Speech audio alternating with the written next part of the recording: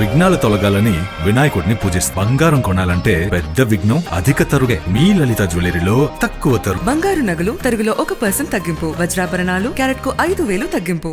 అంటే దగ్గరుండి పర్యవేక్షించటము రాష్ట్ర ముఖ్యమంత్రిగా అది తన కర్తవ్యం, బాధ్యత కదా. అలా పర్యవేక్షించడం అయితే కరెక్ట్. అసలే మీ ముఖ్యమంత్రి పరదాలు కట్టుకొని రావటము, రావాల్సిన చోటికి అసలు రాకుండా ఉండడం 5 ఏళ్లు గడిచిపోయాయి. ఇప్పుడు కూడా సమర్థిస్తారా దాన్ని? పర్యవేక్షించడం అయితే కరెక్టే, కానీ పర్యవేక్షించడం అంటే ఫోటోలకు ఫోజులు నేను అడుగుతున్నాను, వీడియో కెమెరాలతో మీడియా కెమెరాలతో మీకేంటి పని? మీరు పర్యవేక్షిస్తున్నారు, మీకు ఎంతసేపు ప్రచారం కావాలి. ప్రతి క్రైసిస్ ని మీరు ఆపర్చునిటీగా మార్చుకుంటారని మీ డిక్షనరీలో రాసుకున్న గొప్ప పదం అది. చంద్రబాబు నాయుడు గారు యథేచ్ఛగా చెప్తారు, ప్రతి క్రైసిస్ ని నేను ఆపర్చునిటీగా మార్చుకుంటాను. ఎటు అక్కడ ఇల్లు వరదకు గురవుతుంది కాబట్టి రాత్రి 1:30కి నేను మేల్కొనే ఉన్నా, జనంలో తిరుగుతున్నా, ఉదయం 4:30 అయింది నేను జనంలోనే ఉన్నా. అంటే మీరు తిరగాల్సిన బోటు, మీ చుట్టూ ఉన్న ఏదైతే భద్రత కోసం కేటాయించిన బోట్లు సామాన్య జనానికి ఉపయోగించి తరలించే పని చేయకుండా కలెక్టర్ గారిని, రెవెన్యూ సిబ్బందిని మీతో పెట్టుకోవడంతో పాటు హోమ్ మినిస్టర్ గానీ, లేకపోతే బోండా గారు, ఉమా గారు కానీ, లేకపోతే మిగతా వాళ్ళందరూ కూడా మీ యంత్రాంగము, మీ మంత్రులు అందరూ కూడా మీరు బోటు షికార్ని ఎంజాయ్ చేస్తున్నట్టు కనపడింది. కానీ బాధ్యత ఎక్కడుంది అంటున్నాం. ఒక్కొక్కరు చిన్నపిల్లల్ని చూపిస్తూ ఎత్తుకుని ఆకలితో ఉన్నామని కడుపు చూపిస్తుంటే హాయ్ హాయ్ అని చెప్పి చేతులు ఊపడం అనేది, నేను ఉన్నానని ధైర్యం ఇచ్చే సాహసం చేయలేనప్పుడు మీకు అర్జెంటుగా చేయాల్సిన వాళ్ళు చేయనీయకుండా మీరు పోయి ఫోటోలు ప్రదర్శన ఏంటి? అంటే నేను ఇక్కడే ఉన్నా, ఇక్కడే ఉంటాను. ఖచ్చితంగా తప్పు జరిగింది. చంద్రబాబు నాయుడు గారు చేసిన పెద్ద పొరపాటు తీసుకోవాల్సిన జాగ్రత్తలు తీసుకోకపోవడం, లో లెవెల్ వారిని తరలించి వాళ్ళకి పునరావాసం కల్పించకపోవడం, కరెంటు లేక, మంచినీళ్లు లేక ఆకలితో అలమటించే వాళ్ళకి ముందు ఆ సహాయ కార్యక్రమాలన్నీ ఆచరణలో పెట్టాక తాను పరామర్శకు పోకుండా ఏదైతే చేశాడో, ఆయన వయసుకు మించి ఎప్పుడు మీడియాను నమ్ముకొని ఏదైతే ఫోకస్డ్ గా ఆయన ఉంటే చాలు, ప్రజలు ఏమైనా ఇబ్బంది లేదు. వయస్సుకు మించి సాహసోపేతంగా అలాంటి వరద నీటిలో ఆయన చేస్తున్న కృషి కావచ్చు, ఆయన పడుతున్న తపన మీకు కనిపించట్లేదా? వద్దని అంటున్నామండి.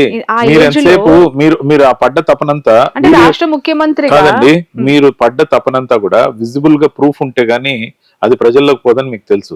అంటే మీరు ఏదో చేస్తున్నట్టు ప్రొజెక్ట్ అవ్వాలనుకున్నారు, కానీ మీలో చిత్తశుద్ధి ఉంటే కెమెరాలన్నీ పక్కన పెట్టి వెళ్ళి పరామర్శించే వాళ్ళకి కావాల్సిన అరేంజ్ చేయండి. అంటే మీరు నేను పోయానని చూపించుకోవడానికి ఆ విజువల్స్ కోసం తాపత్రయపడ్డారే కానీ కెమెరాలు లేకుండా పోయి ఏమన్నా సహాయం చేశారా? ఈ రోజున వైఎస్ఆర్సీపీ ఎక్కడికక్కడ కార్యకర్తలు గాని, నాయకులు గాని, మా ఇంతకు ముందు పోటీ చేసిన వెల్లంపల్లి శ్రీనివాస్ గారు కానీ, లేకపోతే దేవినేని అవినాష్ గారు కానీ, సామినేని ఉదయభాన్ గారు కానీ, మల్లాది విష్ణు గారు కానీ, చుట్టుపక్కల నాయకులు, కార్యకర్తలు మమేకమైపోయి ఎక్కడికక్కడ ఆహార పొట్లాలు అందిస్తూ, ఎక్కడికక్కడ స్థానికంగా సమస్యలను పరిష్కరిస్తూ, ఇల్లు కూలిపోయి చనిపోతే వాళ్ళ గురించి సమాచారం ఉండదు, ఆ బాడీలు ఏమో ఎవరికి తెలియదు, బుడమేరు దగ్గర నుంచి ఏదైతే కొన్ని ప్రాణాలు గల్లంతే వాగులో కొట్టుకుపోయారో వాళ్ళ గురించి డీటెయిల్స్ ఉండదు, ఎక్కడ ఏ డీటెయిల్స్ టెలికాస్ట్ కాకుండా ఎందుకు భయభ్రాంతులకు గురి చేస్తున్న సమాచారం ప్రభుత్వం సమగ్రంగా ఇవ్వాలి. మీడియాని ఎందుకు అదుపు చేస్తుంది? అంతేకాదు విజయవాడ మునిగిపోయింది చూపిస్తున్నారు. ఈయన ఏర్పరిచిన మహానగరం అమరావతి ఏమైందో ఎవరికి తెలియదు. అమరావతి విజువల్స్ రాకుండా ఎన్ని జాగ్రత్తలు తీసుకున్నారంటే దాదాపు పోలీసు యంత్రాంగాన్ని అంతటినీ అక్కడే మోహరించారు. ఎందుకంటే అమరావతి వాటర్ సిటీ అయిపోయిందని, అమరావతి నీళ్లలో మునిగిపోయిందని కానీ తెలిస్తే అక్కడ రియల్ ఎస్టేట్ మళ్ళీ జీవితంలో లేదు, ఇక్కడ ఇది నివాసయోగ్యం కాదని తెలిసిపోతుందన్న భయం. స్వయంగా ఆక్రమణదారుడు చంద్రబాబు నాయుడు గారు. ఇక్కడ హైదరాబాద్ లో హైడ్రా గురించి మనం వింటున్నాం. ఆంధ్రాలో కానీ హైడ్రా మొదలు పెడితే మొట్టమొదటి చంద్రబాబు నాయుడు గారి ఇల్లుతోనే మొదలు పెట్టాల్సి వస్తుంది. అది ఆయన ఇల్లా, లింగంనేని గారి ఇల్లా, గిఫ్టెడా, లేకపోతే క్విడ్ ప్రోకనా, ఈ రోజుకి స్పష్టత రాదు. తండ్రి కొడుకులు, ఒక మినిస్టర్, ఒక ముఖ్యమంత్రి దాంట్లో నివాసం ఉంటున్నారు. మీకు తెలుసు ఎన్జిటి నామ్స్ ప్రకారం నదీ పరివాహక ప్రాంతంలో 500 మీటర్ల వరకు నివాసాలే ఉండకూడదు.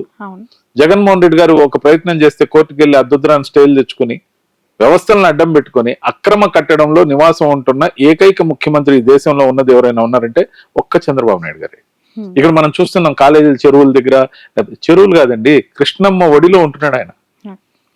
నిద్ర లేచి ఆయన కృష్ణమ్మ ఒడిలో ఉంటూ ఏదైతే అన్యాయానికి పాల్పడుతున్నాడో అక్కడి నుంచే ఈ దుర్మార్గం స్టార్ట్ అయింది. హెలిప్యాడ్ కూడా నది గర్భంలో వేసుకున్న గొప్ప గనుడండి. హైడ్రా పంతి చాలా బాగుంది అని చెప్పి జనసేన పార్టీ నుంచి నాగబాబు గారు కూడా ట్విట్టర్ లో రేవంత్ రెడ్డి గారికి అభినందనలు, శుభాకాంక్షలు తెలియజేశారు. అద్భుతంగా పనితీరు ఉంది అని చెప్పి కొనియాడారు. అది ఏపీలో రావాలంటారా? అలాంటిది ఏపీలో ఖచ్చితంగా జరిగి తీరుతుందండి. ఇప్పుడు కోర్టుకు పోయినా మేము ఖచ్చితంగా పోరాడుతాం దీని మీద. ఎందుకంటే అక్రమ కట్టడాలు ఏవైతే ఉన్నాయో నదీ గర్భంలో ఉన్నాయి, ముఖ్యంగా కృష్ణా నదీ గర్భంలో. కరకట్ట అంటే ఏంటంటే హద్దు అండి. ఆ హద్దు లోపల నదిని ఆనుకొని నిర్మాణాలు ఉంటే కొట్టేయాలని జగన్మోహన్ రెడ్డి గారు చేసిన ప్రయత్నాన్ని సఫలీకృతం కాకుండా వ్యవస్థలను అడ్డం పెట్టుకుని ఏ విధంగా అయితే వీళ్ళు కోర్టులకు పోయి స్టేలు తీసుకొచ్చారో, వాటిలో నివాసం ఉండడానికి ముఖ్యమంత్రిగా ఉన్న తర్వాత కూడా ఆయనకి బాధ అనిపించట్లేదు. మరి దాంట్లో నిధి నిక్షేపాలు ఉన్నాయా లేకపోతే ఇంకేమైనా ఉన్నాయో తెలియదు. కానీ ఈ రోజు ఒక ముఖ్యమంత్రిగా ఆయన కోరుకుంటే ఒక 100 కోట్లతో ఎవరో ఒకరు నిర్మించిస్తారో, ఆయన కావాలంటే అత్యుత్తమమైన బంగ్లాను లీజుకు తీసుకుని ఆయన విజయవాడ నగరంలోకి వచ్చి ఉండొచ్చు. కానీ ఎందుకు అంత మొండిపట్టు నాకైతే అర్థం కాదు. ఆ నది గర్భంలోనే ఆయన నేను నివాసం ఉంటా, అడ్డంగా దబాయిస్తా. నిన్న సగం యంత్రాంగం ఆ ఇంటిని మునిగిపోకుండా కాపాడడానికి ఏదైతే చంద్రబాబు నాయుడు గారు తాపత్రయపడ్డారో దాని చుట్టూ ఇంకో కట్ట పోయటం, దాని చుట్టూ కంకర పోయటం, ఇసుక పోయటం, అవన్నీ వైసీపీ చేస్తూ ఉన్న చిల్లర రాజకీయాలు అని చిల్లర రాజకీయాలు కాదండి. చంద్రబాబు నాయుడు గారు నా ఇల్లు కూడా అందరి ఇళ్ళలాగే కొట్టుకొని పోతూ ఉన్న పరిస్థితి అని చెప్పి ఆయన నా ఇల్లు అని క్లెయిమ్ చేసిన కేవలం జగన్ కళ్ళల్లో ఆనందం చూడడం కోసం ఇలాంటి కమెంట్స్ చేస్తూ ఉంటారా రవిచంద్ర గారు? వైసీపీ అధికార ప్రతినిధులు అవ్వచ్చు, ఆ పార్టీ నాయకులు అవ్వచ్చు. నేను జగన్ కళ్ళల్లో ఆనందం చూసేది ఎప్పుడంటే జనం కళ్ళల్లో ఆనందం చూసినప్పుడు. ఎందుకంటే జగన్మోహన్ రెడ్డి గారు జనం కళ్ళల్లో ఆనందాన్ని తన ఆనందంగా భావిస్తారు కాబట్టి. ఈ ఆరోపణలో నిజం లేకపోతే మీరు ఎన్నైనా అనొచ్చు మమ్మల్ని, కానీ ఈ ఆరోపణలు అక్షర సత్యం కదా, విజువల్ ప్రూఫ్స్ ఉన్నాయి కదా. ఒక్క డ్రోన్ అలౌ చేయట్లే, ఒక్క మీడియాను అలౌ చేయట్లే. చంద్రబాబు నాయుడు గారు ఇల్లు ఏమన్నా నిషేధిత ప్రాంతమా? కాదు కదా. మరి అమరావతి విజువల్స్ తీసుకోవడానికి జర్నలిస్టులు ఎందుకు పంపట్లే? కోర్టులకు బోట్లలో పోవాలనా? హైకోర్టుకు బోట్లలో పోతున్నారు జడ్జీలు. మరి ఇది ఎక్కడ విచిత్ర పరిణామం అంటే, ఇంకా ఏమీ జరగకముందే అమరావతికి ఉన్న ముప్పు ఏందో చూసాం మనం. అది వరల్డ్ క్లాస్ సిటీ అట. మరి అమరావతి అనే రియల్ ఎస్టేట్ ఏదైతే గేటెడ్ కమ్యూనిటీగా ఆయన కోసం నిర్మించాలి, ఆయన సామాజిక వర్గం కోసం నిర్మించాలని కళ్ళగన్న చంద్రబాబు నాయుడు గారు దాని వాల్యూ పడిపోకుండా ఉండడం కోసం ఆ నీళ్లు తగ్గే వరకు బహుశా మీడియాను ఆ ఏరియాకి అలౌ చేయడు. అందరూ విజయవాడ మునిగిపోయింది అంటున్నారు. దానికన్నా అనేక గంటల ముందు అమరావతి మునిగిపోయిందనే వార్త రాకుండా కాపాడుతున్నారు. ఎందుకంటే ఎంటైర్ మీడియా వాళ్ళ కంట్రోల్లో ఉంది కాబట్టి. అమరావతి మునిగిపోయింది. సార్, మీడియా కంట్రోల్ టీడీపీ చేతిలో ఉంది, మీడియాని కంట్రోల్ చేస్తున్నారు అద్భుతంగా అని మీరు విమర్శిస్తున్నారు. కానీ విజయవాడ కార్పొరేటర్ మీ పార్టీకి సంబంధించి, లోకల్ బాడీ లీడర్స్ అంతా కూడా మీ పార్టీకి సంబంధించిన వాళ్ళే, ఎమ్మెల్యేస్ అంతా కూడా మీ పార్టీకి సంబంధించిన సీనియర్ నాయకులు అక్కడ ఉన్నారు. మీరు దానికి సంబంధించిన ఎవిడెన్సెస్ కావచ్చు, అక్కడ ఉన్న పరిస్థితులు కావచ్చు, అక్కడ ఉన్న వాతావరణాన్ని క్యాప్చర్ చేసి ఎందుకు ఫోకస్ చేయట్లేదు? మీరు ఎందుకు బయట పెట్టారు? మేము ప్రభుత్వంలో లేకపోయినా మాకు సొంత నిధులతో, పార్టీ నిధులతో వీళ్ళందరూ కూడా ఏదైతే లోకల్ ప్రతినిధులు ఎవరైతే ఉన్నారో శక్తి వంచన లేకుండా భోజనం ప్యాకెట్లు కానీ మంచినీళ్ళు కానీ ఇవ్వడం, ప్రాథమిక అవసరాలు తీర్చడం, కుదిరితే మెడిసిన్స్ ఇవ్వడం కూడా చేస్తున్నారు. గ్రౌండ్ రియాలిటీ ఇది. అందుకే ముఖ్యంగా ఈరోజు మనం చెప్పాలంటే, తాను చాలా పెద్ద విజనరీ అని, అమరావతిలో ఒలింపిక్స్ పెడతా అన్న మహానుభావుడు, సునామీని సింగిల్ హ్యాండ్ తో కంట్రోల్ చేస్తాన్న చంద్రబాబు నాయుడు గారు అలాంటి మాటలకు పరిమితం కానీ జగన్మోహన్ రెడ్డి గారు ఎప్పటి నుంచో పెండింగ్ లో పెట్టింది తన ఆచరణ సాధ్యంగా చేసి చూపించింది. ఈ రోజు కృష్ణలంక వాసులను కాపాడింది. ఇంత వరద 11 లక్షల క్యూసెక్కులు వచ్చిన వరదని తట్టుకొని నిలబడడానికి కొనసాగించిన ఆ రీటైనింగ్ వాళ్ళు కాదా? మరి ఎప్పుడు కృష్ణలంక ప్రజలందరూ కూడా ఏ చిన్నపాటి వరద వచ్చినా అక్కడి నుంచి పొలమని సామాన్లు తీసుకొని పునరావాస కేంద్రానికి వెళ్ళేవాళ్ళు. ఈసారి సురక్షితంగా వాళ్ళ ఇళ్లలో ఉన్నారే. దానిపైన కూడా రాజకీయం కొనసాగుతుంది రవిచంద్రారెడ్డి గారు. అసలు అది మొదలు పెట్టింది టీడీపీ, అది ఫస్ట్ ఫేజ్ అంతా కూడా వాళ్ళ హయాంలోనే జరిగింది. తూతూ మంత్రంగా ఏదో వచ్చి ఫినిషింగ్ టచ్ ఇచ్చేసి అది వైసీపీ తమ ఖాతాలో వేసుకొని అక్కడ ఒక వైపు వరద కొనసాగుతూ ఉంటే జగన్ వచ్చి షేక్ హ్యాండ్లు ఇవ్వడం అవసరమా, తన క్రెడిట్ ఇప్పుడు ఫోకస్ చేసుకోవటం అవసరమా అనే ఒక విమర్శ కూడా వస్తూ ఉంది. విమర్శ ఎవరు చేస్తున్నారు? తెలుగుదేశం పార్టీని తట్టుకోలేకున్నారు. ఎందుకంటే జనం అంతా జగన్మోహన్ రెడ్డి గారితో వరదల్లో సైతం నీళ్లలో నడుస్తున్నారు ఆయనతో పాటు. ఎందుకు అంత సంఘీభావం? ఎందుకు ఆయన అంటే అంత ప్రేమ? నిజంగా మేలు చేసిన నాయకుడినేమో ఆ విధంగా భుజాలకు ఎత్తుకుంటారండి. నిజంగా మేలు చేయని నాయకుడేమో గెలిచానని ఆర్భాటంగా ఏదైతే బోట్ షికార్ లాహిర్ లాహిర్ అని చెప్పి పాటలు పాడుకుంటూ చందంగా తిరుగుతున్నారో ఈ ప్రదర్శన నడవదండి. ఎందుకంటే అయితే అయ్యుండొచ్చు, మొన్న వాళ్ళకి 124 ఎలా వచ్చాయో వాళ్ళకి తెలుసు. ఎందుకంటే ఒక పార్టీ కానీ ఒక విద్యార్థి కానీ, సింపుల్ ఎగ్జాంపుల్ చెప్పాలంటే, ఒక కెపాసిటీ ఉన్న విద్యార్థి, ఒక జనంలో అభిమానం ఉన్న పార్టీ ఏ విధంగా ఎదగాలంటే, అసైన్మెంట్ లో ఫెయిల్ అయ్యి, క్వార్టర్లీ ఎగ్జామ్ లో ఫెయిల్ అయ్యి, మళ్ళీ యూనిట్ టెస్ట్ లో ఫెయిల్ అయ్యి, హాఫ్ ఇయర్లీ బాయ్కాట్ చేసి నేను రాయనని కారణాలు చెప్పి, మరి యాన్యువల్ కి వచ్చేసరికి స్టేట్ ర్యాంక్ వచ్చేస్తే ఆ విద్యార్థిని ఎవరైనా నమ్ముతారా? అదే విధమైన పరిస్థితి తెలుగుదేశం పార్టీ పరిస్థితి. మొన్న ఇవన్నీ కూడా సర్పంచ్లు గాని, స్థానిక సంస్థల ప్రతినిధులు, కౌన్సిలర్లు గాని, కార్పొరేటర్లు గాని, లేకపోతే ఎంపీటీసీలు గాని, జెడ్పీటీసీలు గాని ఎక్కడైనా ఎప్పుడైనా వాళ్ళు గెలిచారా? ఉమ్. ఇవన్నీ ఆ అసలైన ఎగ్జామ్స్ తో ఎమ్మెల్సీ పోలిస్తే ఎలక్షన్స్ లో ఓడగొట్టారు కదండి ఎక్కడండి? టీడీపీ మేము ఎమ్మెల్సీ. 18లో మేము 14 గెలిచాం.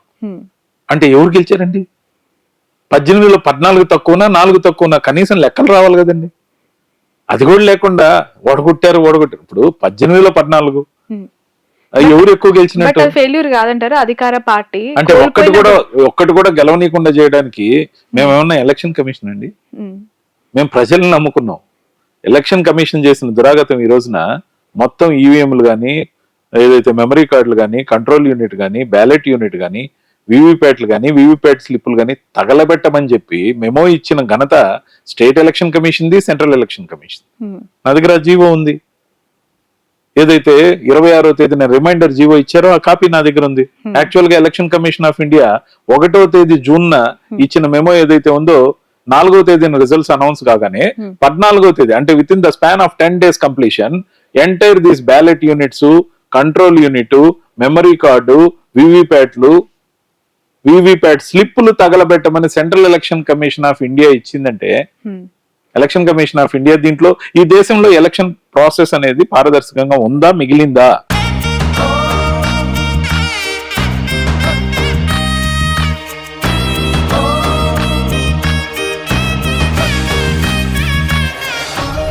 విఘ్నాలు తొలగాలని వినాయకుడిని పూజిస్తాం. బంగారం కొనాలంటే పెద్ద విఘ్నం అధిక తరుగే. మీ లలిత జ్యువెలరీలో అది లేదు. మార్కెట్లోనే తక్కువ తరుగు. వినాయకుడి కటాక్షంతో అందరింట్లో బంగారం, వజ్రం, వెండి నిండాలి. బంగారు నగలు తరుగులో 1% తగ్గింపు. వజ్రాభరణాలు క్యారెట్ కు 5,000 తగ్గింపు.